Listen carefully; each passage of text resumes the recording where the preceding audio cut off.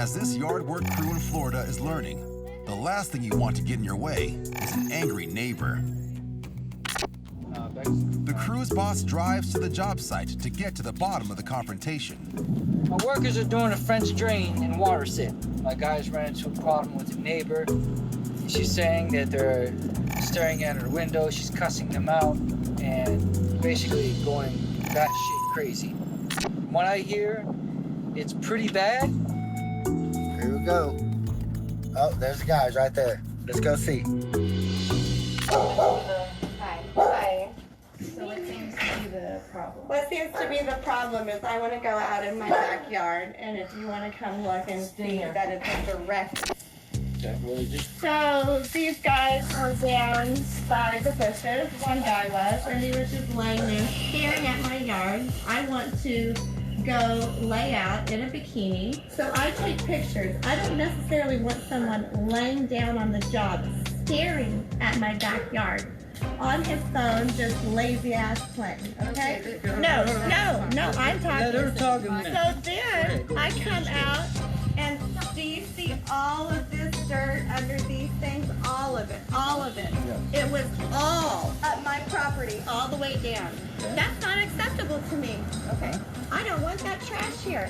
I didn't do this, and they better stay on her property because she's hiring the job. Okay, so correct, because I came out and bitched them out. That's why they did it. They finally got their lazy asses up and did it. You don't need to disrespect. I can say whatever I want. Okay, get your hand out of my face. Really? Stop. I will do it. Bitch, call the police. You Get me. I'll call the police. I can say in any tone, in any manner, this is fucking America. I'm white. Okay? Even with the cameras recording, this woman has no qualms about invoking vile racial rhetoric. I'm white. Okay. Okay? Wow. You didn't live born here. Oh, my Lord.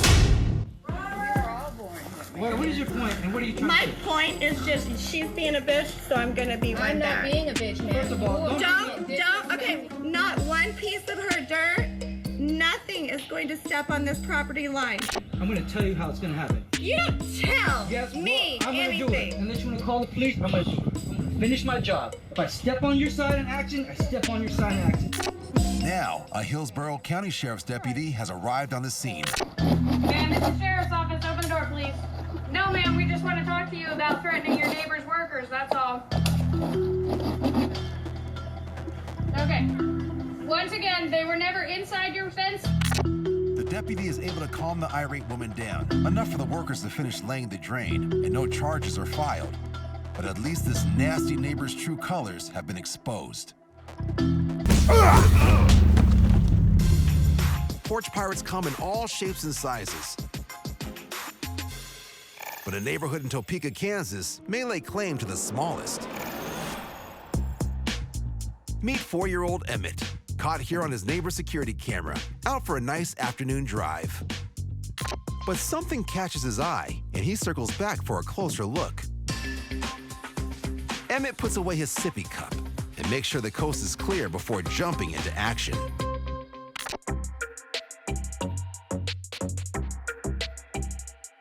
The package proves heavier than Emmett thought, but this little bandit remains determined.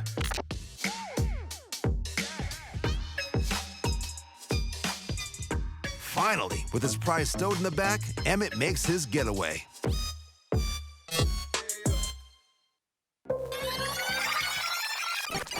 But what's this? Emmett drives back only minutes later. Turns out, a scolding from his mother convinces Emmett to return the box back to the porch just as he found it. The neighbor and Emmett's family can all laugh while watching this footage. But what was in the package that gave Emmett so much trouble? According to the neighbor, a set of 4-inch heavy-duty caster wheels. Something Emmett wouldn't be interested in anyway. He's already got a set of wheels.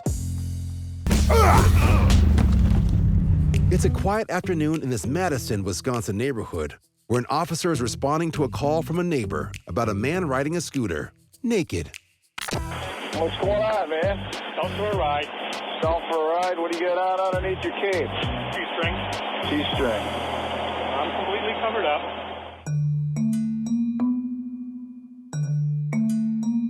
Police officers are generally prepared for anything.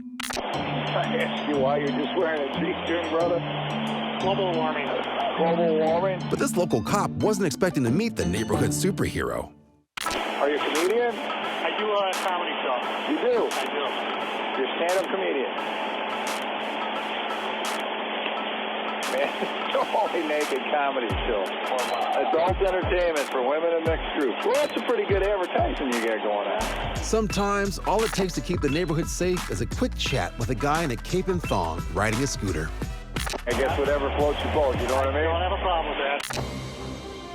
According to the city attorney's office, local legend Thong Cape Scooter Man isn't breaking any laws with his au naturel excursion. And now the residents of Madison, Wisconsin can sleep soundly, knowing this hero is patrolling their neighborhood. Of all people to find it. I just bought my house in March of 2020. The first time I met Maria, she just kind of walked over like somebody who kind of owned the neighborhood and said, "Hi, so you're my new neighbor." I was like, "Yeah, hi." I'm the kind of person who loves to get to know people. So I am that person who will go out of my way to make you a friend. Once she settles in, Amber looks into renovating her bathroom, but has no idea where to start. I was looking for recommendations from people on Facebook who had used a contractor to say, "I used this person, they did a great job, here's their number." Jordan, the woman that owns Colorado Dream Homes, got back to me really quickly. And when I showed her my Pinterest picture, she was like, "Oh yeah, we can do that." The owner tells Amber the project can be done quickly for around $9,000. I was told a week to max, and it ended up being 5 or 6.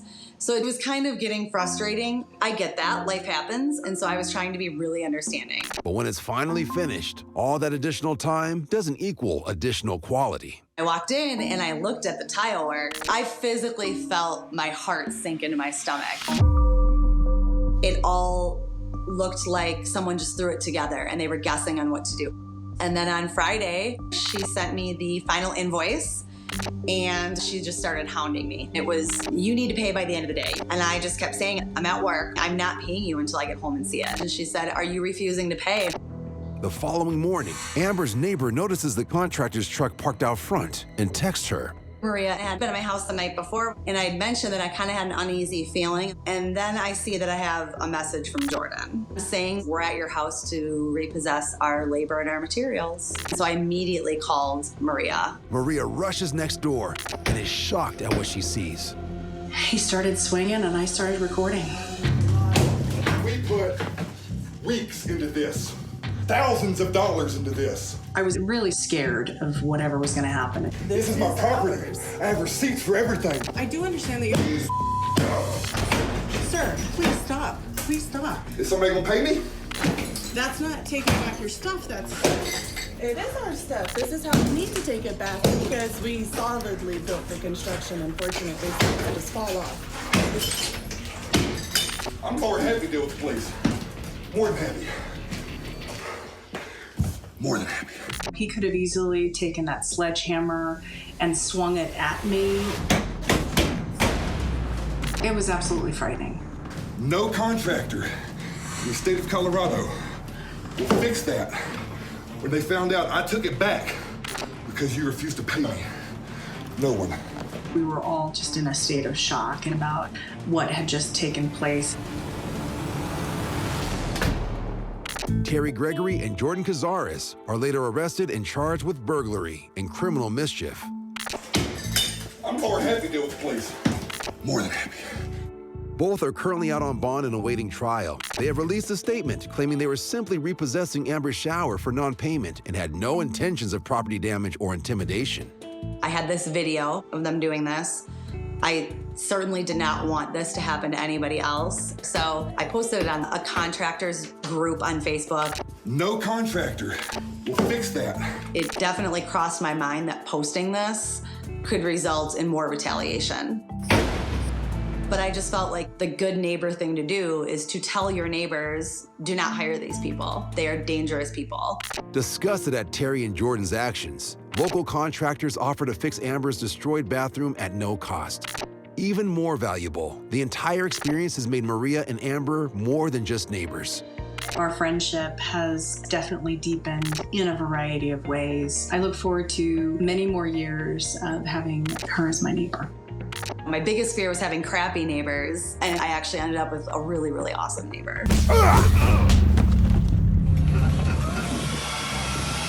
Hey, what are you doing? This woman managed to collide with a parked truck. While she seems to be okay, the same can't be said about her car. Hey, no, turn the car off. Call the cops, call the cops. The man has seen enough and tells his dad to call the cops. Turn it off. Damn. You're cut. I see. What happened? I don't know. I didn't see that. How do you not see that? I don't know. You ain't getting your car out of them. I know. I see it.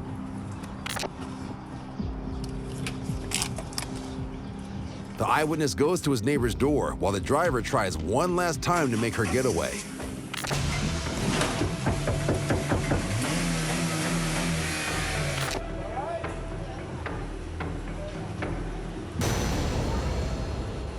My dad's on the phone with the cops right now. Okay. The woman finally concedes defeat. When the police arrive, she's ticketed for not having a valid driver's license, and the car is towed. Luckily, no one is hurt, and even the neighbor takes the whole thing in stride. I'm truly sorry. It's all right. It's a work truck. If my truck, I'd be mad. Pasco County, Florida. A county deputy rushes to the scene of a bizarre accident. An SUV has crashed into the front of a home on a quiet residential street. It appears that the driver has mistakenly slammed his car into reverse and lost control of it, driving across the front lawn and into the home's front door. But when the deputy arrives at the driver's side door, a different story begins to emerge. Got one subject in the vehicle. Told you. What's that? I told you. This was over. Before. Okay, all right. Is the car off? Nope. Huh? Is your vehicle off? Nope. No? It's off. It's off? The man's conflicting answers, as well as being recognized by the deputy, prompts further questioning. You got any guns on you? Any weapons on you? You live right there, right? Yeah. Okay, so look, this is what I want you to do. I want you to step out of the car and come out to the front, okay? Are you... Get out of the store. Are you injured? No. None at all? Now clear to the responding deputy that this isn't just an accident, but part of a long-standing feud between two families who live across the street from each other. I'm tired of these people. I know. With me. I know. Tired. Okay. You know the issue, right? Yeah, but you know the issue? Yeah. Because he did it intentionally, that's what it sounds like. One of the home's residents was in the kitchen, just mere feet from where the car crashed into the house. But thankfully, she escaped unharmed. You're not hurt, all right? I was just came out of the kitchen. Is that your kitchen? Yes, that's the kitchen. And that's the front door, right there. Who is he to you? We live across the street, and we have a case against him for battery against me and my son. While the battery case is a year old, police try and find out what triggered the man to drive his car into the house. Did anything happen before this? Last night there did. So what happened last night?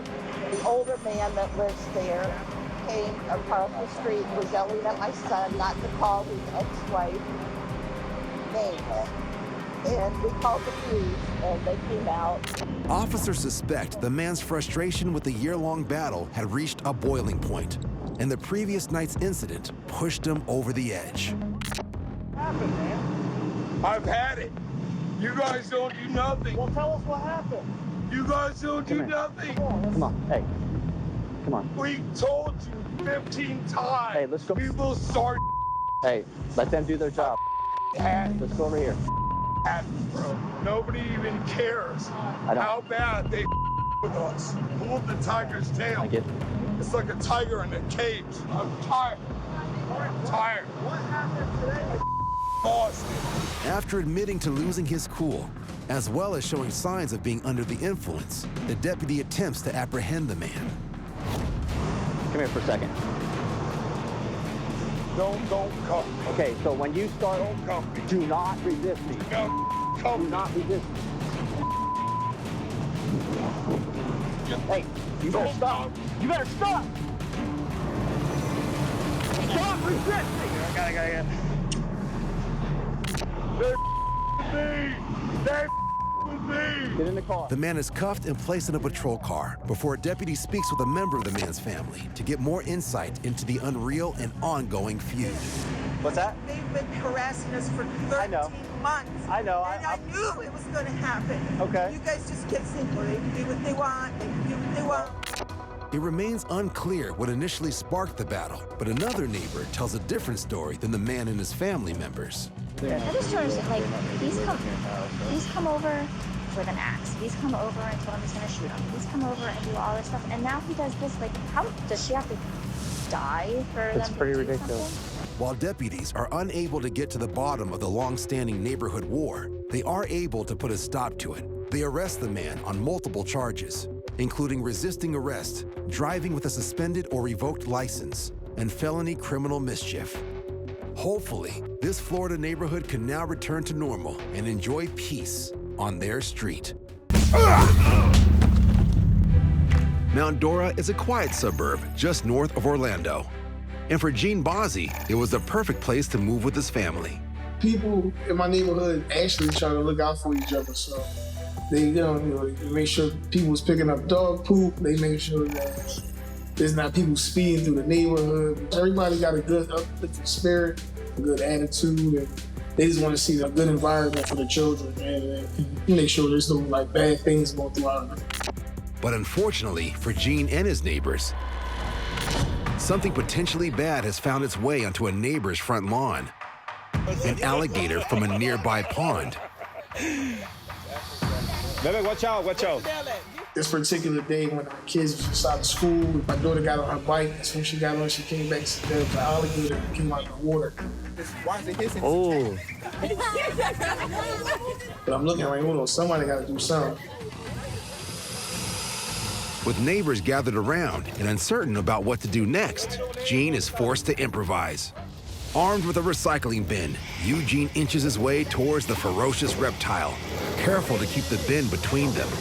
I just thought that was the best thing to do, is to, eliminate the threat. I did the safest things for all parties. Basically use the trash can, scoop him up like the old game, Hungry Hippo.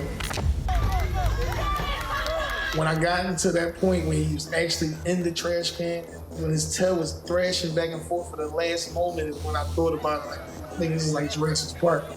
He kind of scared me for 5 seconds, but I had my hand on the lid. He was doing his thing in there. Gene finally bags the gator, but is now faced with the problem of what to do with an angry 300-pound reptile trapped in a garbage bin. This is crazy. So I thought to myself, if I put him back in the water, he's more than likely going to keep himself here because he don't want to go through what he went through again. So that's why I thought to myself, and I returned, and I thought it was the right thing to do. Always return the animals back to his natural habitat. With the gator safely returned to the next door swamp, Gene is hailed by his neighbors like Superman. Or more specifically, a super Florida man. Yeah, I'm not trying to be a superhero. I was like, I'm a protector, a dad. My kids depend on me. They rely on me first. They know actually that their dad is their real superhero. And I gotta be that, so I get over and they take care of me. So that's how I look at it. And most important of all, the gator incident has brought Gene's community together like he's never seen before. More than anything, I love the fact that they definitely gave me a lot of positive energy when the incident happened. That showed me that I don't care if you're black, white, green, whatever the case may be. We gonna look out for each other. We gonna be here as a family, not just a community, but a neighborhood, old-fashioned way.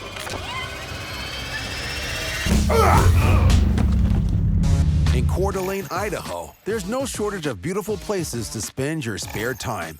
We moved into this neighborhood about 2 years ago. It's our summer lake house. It's right there on beautiful Lake Coeur D'Alene in Idaho. My neighbor Ralph lives across the street from me, and he is the most friendly, fun guy that you could ever be around. Model neighbor. Even if he supports the rival team. Eastern Eagles are the team that everybody roots for. We grew up in Montana, so when we moved over there, the first thing we did was hung our Montana Grizzlies flag out there just to let people know where we stand.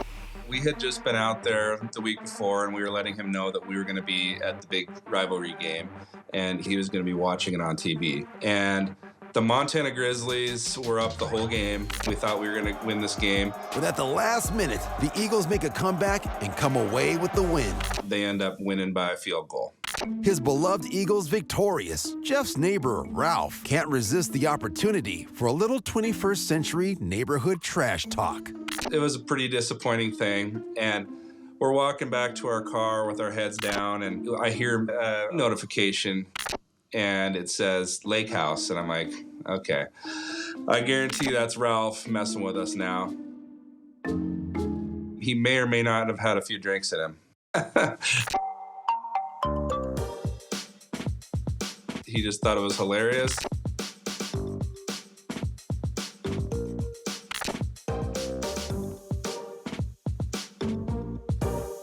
As soon as I put that on social media, I did get a lot of people just laughing at it, saying, oh man, that's gotta be nice to have fun neighbors like that out at the lake. It's just a really nice, comforting feeling. And I think everybody should go out of their way to try to be a good neighbor. No matter where your team loyalties lie, everyone should have a neighbor like Ralph.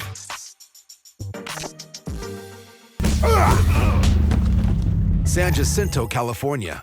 Residents of this neighborhood call police after spotting a shirtless man on a neighbor's roof. Eager citizen journalist Eddie George arrives on the scene to film the unfolding situation. I actually started a local community news Facebook group for the community, by the community. It's just not by me, it's by our whole community. Somebody in the neighborhood hit us up and said, hey, we have a man barricaded on top of somebody's roof in our area. I'm like, okay, let's go check it out. Known by local authorities for covering neighborhood stories, Eddie soon gets real-time updates on the ground about the suspect. He violated a restraining order. He is subject to arrest at this point and has barricaded himself, so that's where we're at. The suspect, already on probation, arrived at the residence of his ex-girlfriend earlier in the day, violating a court order. When she called police, he fled and was soon spotted by a neighbor on a nearby roof. He would run back and forth on the roof, so he had the cops running back and forth for 3 hours. He was just bouncing all over the roof, playing the cat and mouse game with him. Frustrated, authorities soon switched tactics and turned to the local fire department for help. Oh, they're gonna hook the fire hose up, folks. They ain't playing around with it. I look over at the guy, he's like, oh no, I'm in trouble. And I was like, he's either gonna get wet or he's gonna jump. Oh, he's running.